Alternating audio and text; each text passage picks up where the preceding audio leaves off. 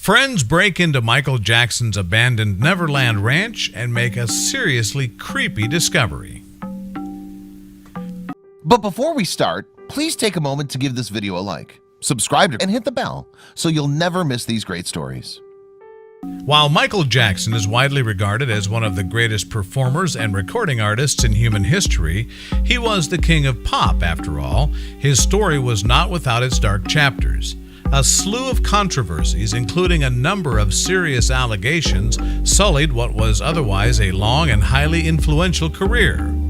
While different individuals may have their own opinions about what Jackson did and didn't do, the fact remains that he was beloved by millions upon millions. Even those who weren't fans still find his mysterious life worth exploring.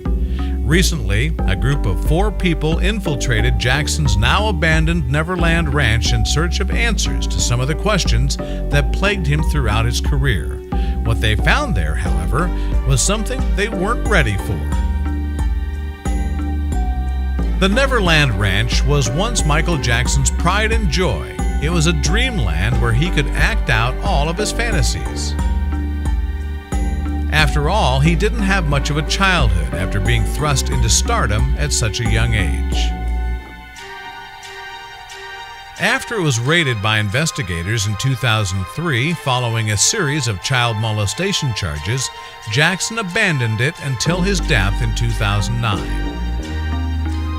The ranch has been sitting in legal limbo ever since, with no clear potential residents emerging. That's why one group of friends decided they had to sneak a peek inside by breaking in. While that action may have been questionable, certainly in terms of legality, the pictures they shared were nonetheless fascinating. A great deal of their findings ended up being just what you might expect, considering Jackson's reputation. He was never guilty of the allegations against him, and Michael remained devoted to the magic and wonder of childhood. Yet there was definitely a lot of other creepy stuff to be found around the complex, such as the strange magazines and demonic statues below. People know Jackson for a lot of things, but the occult is rarely one of them. Some of the decor was truly heartwarming, especially all of the statues of happy children scattered around the park by the previous owner. Or this adorable doorknob that you're probably Googling to see where you can get it.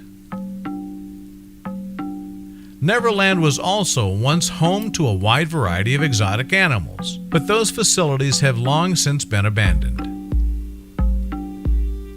After all, once the complex was deserted, there was nobody left to take care of the animals. Above this old cash register was a portrait of Jackson as an alien overlord. Could he have been trying to tell us something? If nothing else, he probably just thought that it was an amusing image. There's something especially eerie about all of these abandoned bumper cars, especially at night. One can only wonder how often Jackson liked to invite his guests to join him in his own little amusement park ride, if only that was the weirdest residing there. There were even more statues of children. Each one of these structures was so realistic and highly detailed that it was almost unsettling.